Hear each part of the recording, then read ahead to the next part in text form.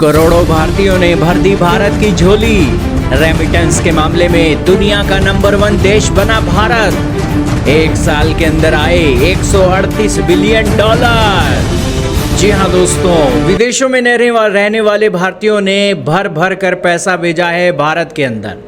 भारत का जो एक कम्युनिटी है वो वर्ल्ड के अंदर इतनी प्रिय है कि आज के समय में लाखों करोड़ों में कमाइयाँ करके दोस्तों वो अपना घर उन विदेशों में भी चला रहे हैं और अपने रिश्तेदारों के यहाँ भी पैसा भर भर कर भेज रहे हैं।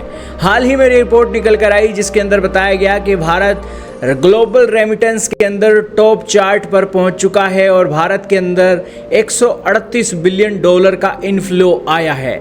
आपके सामने न्यूज़ 18 और टाइम्स ऑफ इंडिया के आर्टिकल चल रहे हैं जिसके अंदर इस न्यूज़ की पुष्टि की जा रही है।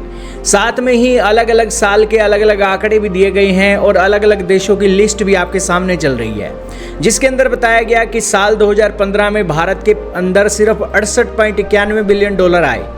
2020 में ये आंकड़े 83 बिलियन डॉलर तक बढ़े, लेकिन फिर कोविड में भी ये आंकड़े 111 बिलियन डॉलर तक बढ़े और अब 2024 में ये आंकड़े 137.67 बिलियन डॉलर तक पहुंच चुके हैं। और इस मामले में दोस्तों दूर दूर तक दोस्तों भारत का पड़ोसी चाइना हमसे कम्पीट नहीं कर पा रहा है। चाइना हमसे पानी पी रहा है।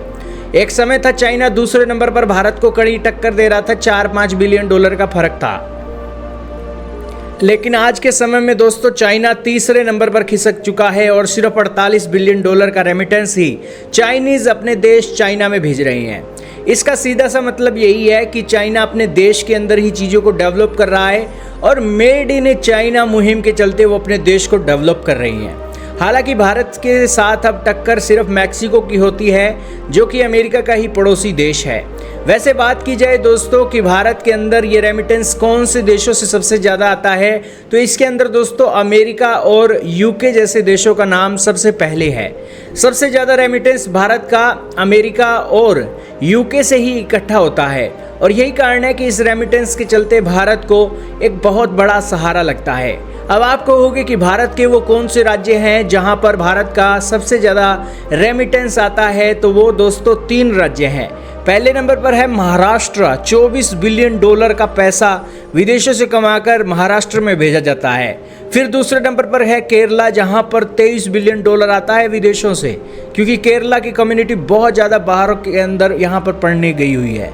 और दोस्तों जब एक हम पढ़ते होते थे तो स्कूल के अंदर भी यही कहा जाता था कि केरल के जो एक बच्चे हैं वो सबसे ज़्यादा एजुकेटेड है भारत के अंदर, और केरल आज देखिए एजुकेटेड होकर विदेशों के अंदर काम कर रहा है और उसके चलते भारत के अंदर दूसरे नंबर पर सबसे ज़्यादा रेमिटेंस इकट्ठा करने वाला स्टेट केरलम बन गया है।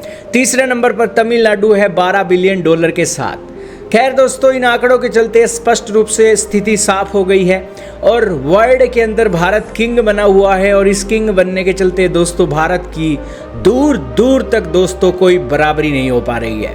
खैर इस आंकड़ों ने भारत का एक सीना गर्व से चौड़ा किया है, साथ में ही एक चिंता भी पैदा की है कि भारत के लोग अपने टैलेंट की एक प्रतिभा को विदेशों में जाकर निखारते हैं, भारत के अंदर उनके टैलेंट की प्रतिभा निखर नहीं पा रही है।